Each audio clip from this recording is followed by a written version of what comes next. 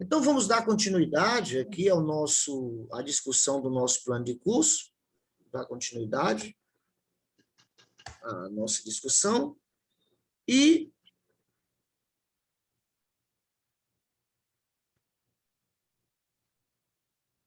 botar ela aqui em cima. Pronto. Então, dando continuidade aqui, a gente estava falando a respeito do sistema cardiovascular, ok? Vamos agora discutir um pouco a respeito do que nós vamos tratar sobre a fisiologia do sistema respiratório. Sistema respiratório, né? O sistema respiratório, na realidade, ele é constituído por um conjunto, né? Conjunto de órgãos que tem a capacidade de captar o ar do ambiente, Você sabe que esse ar ele é constituído por vários tipos de gases, né? Cada um com sua pressão parcial, e que, em conjunto, você vai ter uma chamada pressão barométrica ao total. Pressão barométrica ao total. E dentre os gases que contribuem para essa pressão barométrica ou total, nós temos dois gases que são essenciais à vida. O oxigênio, pois participa de um conjunto de reações metabólicas que tem por objetivo promover a produção de ATP, através de uma via oxidativa ou cadeia respiratória. E esse mecanismo de produção de energia, por via aeróbica, ele produz o gás carbônico. Então, o organismo ele tem que manter, né, a concentração ideal de oxigênio e gás carbônico para que ocorra esse metabolismo aeróbico adequado de produção de energia. E para que você possa manter essas pressões parciais, né, você vai ter que ter um trabalho de ventilação, que vai depender de músculos esqueléticos que são coordenados automaticamente pelo nosso sistema nervoso somático, para que você tenha mecânica ventilatória, mecanismo de inspiração, mecanismo de expiração, né? E esse sistema ele é constituído basicamente pelo nariz, com a sua cavidade nasal. Você tem as coanas que comunicam a cavidade nasal com a faringe. Depois você tem a faringe. Você tem a orofaringe que faz comunicação com a parte digestiva, portanto, ele não faz parte diretamente do nosso sistema respiratório. Depois você tem a chamada laringofaringe, e aí você vai adentrando a laringe, a traqueia, aos brônquios principais, direito e esquerdo, aos brônquios lobares, aos brônquios segmentares, aos bronquíolos terminais, bronquíolos respiratórios, ductos aéreos, sacos aéreos, alvéolos, e lá nos alvéolos é onde você tem o mecanismo de trocas gasosas. Então, nós vamos ver uma visão geral desse sistema respiratório e, funcionalmente, nós vamos ver como que ocorre a regulação do processo inspiratório e expiratório, a sequência, a mecânica ventilatória. E essa mecânica ventilatória, ela é regulada, né, através de mecanismos nervosos e através de pressões de determinados gases, principalmente o gás carbônico, que está intimamente ligado a aumento ou diminuição dessa ventilação pulmonar, certo? Vamos ver o que seriam as barreiras, né? As barreiras alvéolo-capilar e capilar tecidual. O que são essas barreiras? São os tecidos, os espaços por onde os gases passam, né? No sentido dos alvéolos para a corrente sanguínea e nos tecidos, o inverso, né? Você tem dos tecidos para a corrente sanguínea. E aí você vai ter uma via para o oxigênio e você vai ter uma via para o gás carbônico. A tendência natural do oxigênio é passar do alvéolo para a corrente sanguínea. E a tendência natural do gás carbônico que foi produzido nos tecidos é passar da corrente sanguínea para os alvéolos. Então, nós temos duas barreiras, a barreira alvéolo capilar e a barreira tecidual capilar. Então, isso aí já será tema da nossa fisiologia. Veremos também o mecanismo de transporte dos gases. Nós vamos ver que o oxigênio ele pode ser transportado, diluído no plasma, ele pode ser transportado associado à hemoglobina sob a forma de oxihemoglobina, e aí a gente vai ver quais são as pressões parciais que envolve esse mecanismo de transporte, tá certo? Do oxigênio. A mesma coisa nós veremos para o gás carbônico.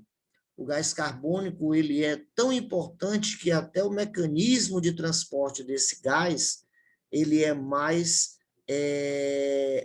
especializado do que para o próprio oxigênio. Se eu disser para vocês que nós ventilamos mais pela presença do gás carbônico, pela necessidade de expulsarmos gás carbônico, do que para assimilar o oxigênio, vocês não acreditam.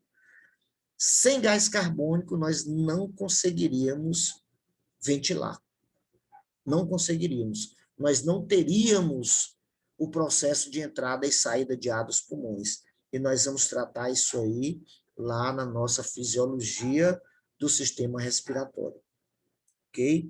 Vamos falar também da permuta gasosa. Como que ocorre a permuta gasosa?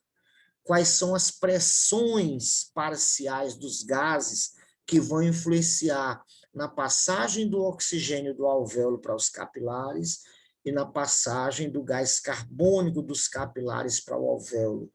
E a mesma nós vamos fazer também na barreira tecidual capilar. Qual seria a pressão parcial que envolve a passagem do oxigênio para os tecidos, para que seja utilizado no mecanismo respiratório, para a produção de energia para a ressíntese do ATP, e qual seria a pressão do gás carbônico nessa mesma barreira tecidual capilar. Ok? Beleza. Depois disso, nós vamos ver o que nós denominamos de espirometria. O que é a espirometria? A espirometria seria o ramo da fisiologia que vai estudar os volumes e capacidades respiratórios. Volume corrente, volume de reserva inspiratório, volume de reserva expiratório, capacidade vital, capacidade pulmonar total, volume residual, capacidade residual funcional, ventilação pulmonar, ventilação alveolar. Então, tudo isso aí são volumes e capacidades que nós temos no nosso sistema respiratório, né? Que vão determinar a capacidade que nós temos de promover as trocas gasosas de maneira adequada, ok? E essa condição que nós temos aí dessa pandemia, esse vírus, ele mexe muito com essa fisiologia ventilatória, modificando a capacidade de aeração dos alvéolos devido ao processo inflamatório causado pelo vírus e, consequentemente, a pessoa perde a capacidade de promover essas trocas de maneira adequada. Por isso que é necessário a presença do chamado RPPI, que é a chamada respiração por pressão positiva intermitente, com o uso de quem? Com o uso do oxigênio, para que esse oxigênio ele possa chegar até a intimidade das mitocôndrias para contribuir com o processo respiratório, para produzir energia para a ressíntese do ATP, que é a bateria que fornece energia para as nossas células. Sem essa energia, o nosso corpo não funciona. Ok, pessoal? Então, está aí a nossa fisiologia do sistema respiratório. A fisiologia do sistema digestório, ela vai envolver o quê? O processo de captação dos nutrientes, o processo de deglutição, o processo de digestão e assimilação dos nutrientes, né? Digestão e assimilação dos nutrientes, e esses nutrientes, ao caírem na corrente sanguínea e no sistema linfático, eles vão ser distribuídos para as nossas células. Se lembrem lá das nossas, das nossas discussões a respeito desses compostos orgânicos e inorgânicos de que nós precisamos. De que nós somos feitos? De água, sais minerais, carboidratos, lipídios, proteínas, vitaminas e ácidos nucleicos. E nós obtemos isso através de quem? Do nosso sistema digestório. E esse sistema digestório, ele tem que contribuir de maneira efetiva para que esses processos ocorram de maneira satisfatória. Se o indivíduo tiver, por exemplo, algum problema relacionado ao pâncreas, ele já vai deixar de liberar o suco pancreático, que é rico em enzimas digestivas, aí ele já não vai ter uma digestão adequada, certo? Se ele tiver, por exemplo, problemas relacionados ao peristaltismo intestinal, ele vai ter problemas relacionados à constipação, a diarreias, né? E, assim, a fisiologia ela vai tratar justamente desses mecanismos de onde que ocorre a digestão dos carboidratos, onde é que ocorre a digestão dos lipídios, onde é que ocorre a digestão das proteínas, como que ocorre a assimilação dos nutrientes e como que ocorre o mecanismo de eliminação fecal, certo? Esse conteúdo de fisiologia do sistema digestório, ele é um conteúdo que ele não é visto com tanta abrangência quanto os outros sistemas, pois ele é um tema muito mais para a área médica do que para a área da prática da atividade física em si. Porém, o tema de nutrição e atividade física ele é muito interessante.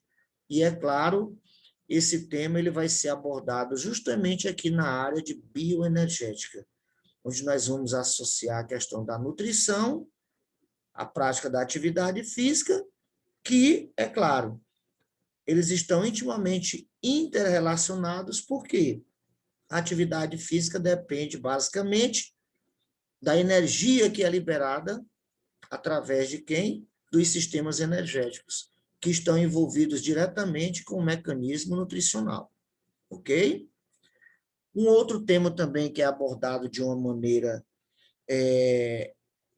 bem interessante pela fisiologia é a fisiologia do sistema endócrino. Ave Maria, o sistema endócrino é um sistema magnífico. Só para você ter uma ideia, esse sistema endócrino, ele age em conjunto com o sistema nervoso para que os dois possam promover a interação entre os demais sistemas. A interação entre os demais sistemas, certo? Então, se não ocorrer uma interação entre o sistema nervoso e o sistema endócrino em relação aos sistemas outros, a coisa desregula, certo? Eu fiz um exame clínico agora, cardiológico, por conta de umas palpitações que eu sinto, e o médico, ele modificou o medicamento que eu tomo, e eu continuei sentindo a palpitação, certo? E aí o médico foi e disse, rapaz, eu vou pedir aqui um exame da tua tireoide para poder ver se tem alguma relação da tireoide com essa tua palpitação. Então, vê aí a história, ó. Problema relacionado ao coração, sistema circulatório, provocado por uma disfunção do sistema endócrino, né? No aspecto nutricional, quem é que não sabe o que é um diabetes mellitus? relacionado diretamente ao mecanismo de regulação do metabolismo dos carboidratos, né? A deficiência de insulina provoca o quê? O aumento na taxa de glicose sanguínea. E esse aumento na taxa de glicose sanguínea vai causar problemas outros relacionados à pressão arterial, relacionados a disfunções renais, né? Dentre outros. Então, os dois trabalham em conjunto para que possam promover a regulação dos demais sistemas. Ok? Então, nós vamos ver o que é uma glândula endócrina, os principais hormônios que são produzidos e liberados por essas glândulas, né? Qual seria a função desses hormônios? Qual seria a sua relação com a prática de atividades físicas? Quando você vai fazer uma atividade física, qual seria o hormônio que tem que aumentar em quantidade? Qual aquele que tem que diminuir, certo? Para que você tenha uma produção adequada de energia, né? Para que você tenha uma liberação adequada de outros nutrientes, para que possam ser utilizados no metabolismo, seja ele aeróbico ou anaeróbico para a prática de atividades físicas, certo? E aqui, com relação ao sistema urinário, nós vamos abordar, né? É um sistema simples em termos de apresentação, porém de uma função muito importante, tendo em vista que o nosso sistema urinário é que promove a depuração do nosso sangue, né? É através do sistema urinário que nós vamos eliminar catabólitos do metabolismo que foram produzidos em nossas células, né? Todo mundo sabe que quando você, por exemplo, tem problemas com o metabolismo das purinas, por exemplo, das purinas, adenina e guanina, você tem uma doença chamada gota, né, que promove uma inflamação das articulações, principalmente o joelho, o tornozelo, né? Quando você tem diabetes, você vai, por conta do aumento da pressão de filtração em relação à glicose, você vai promover lesões, né, nos chamados néfrons, o que vai contribuir até mesmo para uma inatividade dos seus rins. Aí você já vai ter que fazer o quê? Hemodiálise, né? Nós vamos ver que os rins, eles são importantes também no mecanismo de regulação hormonal, tendo em vista que alguns hormônios, como é o caso da renina, que é importantíssimo no processo de reações acopladas, que nós chamamos de sistema renina-angiotensina-aldosterona, que tem função no mecanismo de regulação da pressão arterial. Então, os rins têm função de regulação da pressão arterial. Então, é muito importante a gente conhecer um pouco da fisiologia dos rins, ok? Com relação aos métodos de treinamento físico, esse conteúdo ele é um conteúdo que ele está no nosso plano de curso, porém, ele é um conteúdo que é abordado lá na disciplina de treinamento desportivo, né? Treinamento desportivo. Esses métodos de treinamento físico, eles são métodos que são utilizados com o objetivo de promover o aprimoramento dos sistemas energéticos. Você tem métodos de treinamento que são aeróbicos, vocês têm métodos de treinamento que são anaeróbicos e métodos de treinamento que são mistos, né? Então, esse conteúdo de métodos de treinamento, nós vamos ver simplesmente uma abordagem fisiológica, tendo em vista que os métodos mesmo, eles vão ser trabalhados na disciplina de treinamento desportivo. Quem é aí que nunca ouviu falar em corrida contínua rápida, corrida contínua lenta, fartlek,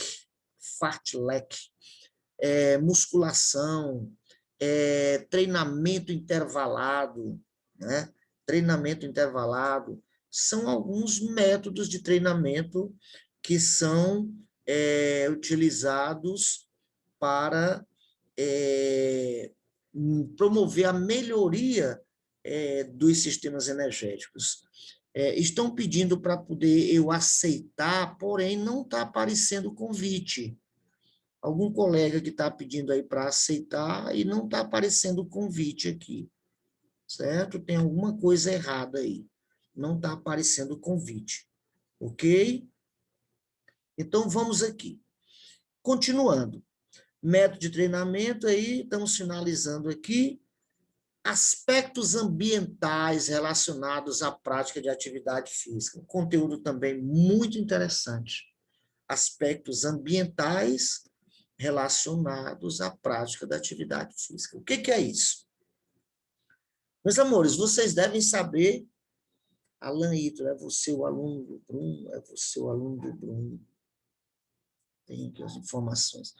Então, todos nós sabemos, meus amores, que se você vai fazer uma prática de atividade física em ambiente quente e de umidade relativa elevada, você vai ter dificuldades em promover a perca de calor por parte do seu organismo, o que pode promover um aumento da sua temperatura corporal e, consequentemente, esse aumento da temperatura corporal, ele pode chegar ao ponto de interferir na atividade das enzimas, pois as enzimas são catalisadores biológicos, geralmente proteínas, que só trabalham em temperaturas e pHs ótimos.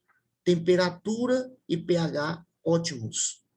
Resultado: se você tem um aumento exagerado ou uma diminuição nessa temperatura, você vai prejudicar a atividade das enzimas.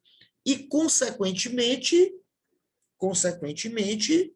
se as enzimas são catalisadores biológicos, você vai prejudicar o seu metabolismo. Então, você poderá sofrer por hipotermia ou você pode sofrer por hipertermia. Os dois matam. Os dois matam. Certo? E daí, meus amigos, a gente tem que ter o conhecimento de que nós devemos fazer a prática da atividade física em um ambiente adequado, né?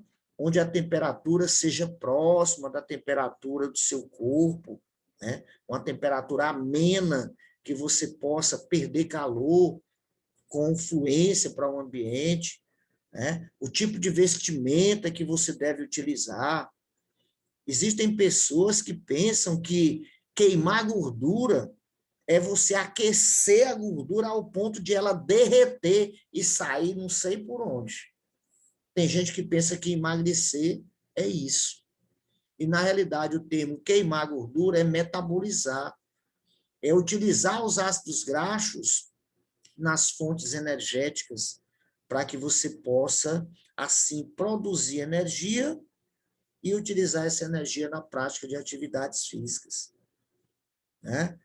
Pessoas que não têm conhecimento disso usam grandes quantidades de roupa, fazem atividade física em ambiente quente, que é para suar muito, porque pensa que suar, certo?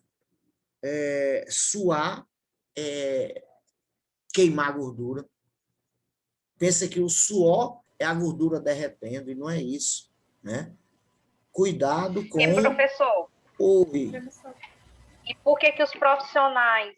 Porque, assim, os personal que tem em academia, eles tenho certeza que eles já têm preparo para isso. Por que eles não orientam a gente dessa forma? Pois é, meu amor. Porque eu percebia que as meninas chegavam, colocavam a cinta, botavam a camiseta, botavam a camisa, ainda botavam a camisa de manga longa e treinava no quente. Isso para você ver. O profissional veio e não orienta. Pois é, isso para você ver o nível de profissional que nós temos aí, certo? Marilene, é difícil até a gente dar essa orientação, não, é difícil eu te dar uma resposta, porque eu fico me perguntando que tipo de profissional é esse, né? Porque a verdade, pelo menos eu posso dizer que se foi um indivíduo que foi meu aluno, ele ouviu essas informações, com toda certeza. Ele teve essas informações. Se ele faz o contrário, é aquele indivíduo que é o mau profissional, é aquele indivíduo que não está nem aí com relação à questão das aulas do professor, é aquele indivíduo que não tem aquele interesse em ter uma leitura adequada, é aquele indivíduo que não assiste à aula, tá certo, do professor, é aquele brigão, tá certo, que quer passar, entrar no céu à força, como se diz, e o resultado é isso aí, certo? E o mais errado que eu digo quem é o dono da academia. Ele é mais nojento do que esse profissional que ele bota na academia dele, certo? Porque uma pessoa que faz uma situação desse tipo aí, para mim, ele deveria estar preso, tá certo? Ele devia estar preso, porque esse é um assassino. Para mim é um assassino, certo? Então, é bom, Marilene, que, E, que na verdade, nós também aqui, existe a questão do comércio, né, professor? justo, mas a pessoa tem que Porque a começar. maioria dos profissionais tem uma lojinha do lado, tendo uma lojinha do Pois lado é. para orientar. É aí onde está a história, né? E aí, Marilene, se você está aqui do meu lado, ou outro fala assim, Marilene, Poliana, Ketsu, dentre outros. Se você está aqui do meu lado, né, pagando uma disciplina tão importante como essa, que é a fisiologia, onde a gente vai mostrar aqui, não somente através da minha fala, mas através de artigos científicos, através de leitura em livros de fisiologia, onde você vai ver quais são os princípios fisiológicos da intermação nos esportes, né? Você vai ver que a perca exagerada de suor, ela vai provocar uma queda na pressão arterial que pode levar o indivíduo ao óbito, e o indivíduo ainda aceitar, né, uma situação por parte de um pseudo profissional desse aí, significa dizer que ele também, como profissional de educação física, ele deveria ter um pingo de conhecimento para poder debater com um indivíduo desse, né? Então, se você tem conhecimento de situação desse tipo, se arme, mulher, se arme de conhecimento, peça explicação desse personal, desse pseudo-personal, dos princípios fisiológicos que envolvem a situação do uso exagerado de roupas que impedem o indivíduo de promover o mecanismo da sudorese para resfriar a pele, para resfriar o corpo, para que as enzimas trabalhem de maneira adequada, né? O indivíduo que faz uma pessoa suar para que ela perca muita água, para que depois da prática de uma atividade física ele coloque ela numa balança e a mulher está com 3 quilos a menos e ele bater no peito e dizer, olha aí, você perdeu 3 quilos. Tudo bem, você perdeu 3 quilos, mas você está desidratada. Você deveria sair daí, era para um hospital, para tomar soro na veia. Você está desidratada, tá entendendo? O que fizeram com você foi um crime, certo? E tem muitos que fazem isso aí e ainda impedem a pessoa de beber. Tem muitos que eu conheço. Agora, procure fazer uma pesquisa e veja quantos não já morreram por intermação. Anota aí esse termo, intermação. Anota e procurem ver o que é a intermação. Procurem ver o que é hiponatremia. Leiam a respeito disso. Hiponatremia, intermação nos esportes, para vocês verem o quão é perigoso isso aí, certo? Então, vamos se armar de conhecimento científico para que isso não possa acontecer conosco, com nossos familiares, com nossos amigos, certo? Pois isso pode causar problemas até mesmo irreversíveis quando não provocam a morte do indivíduo, tá certo? Então, por ocasião dos nossos temas aqui sobre aspectos ambientais, nós vamos falar a respeito da intermação nos esportes, certo? E recursos ergogênicos, ele é um conteúdo que ele está aqui também, mas ele é um conteúdo que nós não vamos debatê-lo de uma forma tão enérgica, tá certo? Tendo em vista que esse conteúdo de recursos ergogênicos, ele é um conteúdo de uma disciplina que vocês pagam, se eu não me engano, no 4º bloco, no próximo bloco, ou é no 5º bloco, uma disciplina que trata somente de nutrição e atividade física, certo? Nutrição e atividade física. Tudo bem?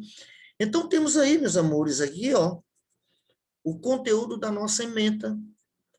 E, a partir de então, vejam que o nosso plano de curso ele vai trabalhar com a divisão dos conteúdos. Vamos trabalhar com os objetivos gerais. Agora, analisem os objetivos gerais desse meu plano de curso. Esse plano de curso é um plano que, sinceramente, ele te orienta de uma forma que não tem como você não se dar bem numa disciplina dessa. Por exemplo, olha o primeiro objetivo geral aqui. Descrever como um estímulo eficaz contribui para a geração de um impulso nervoso. Então, vocês vão trabalhar potenciais bioelétricos comigo.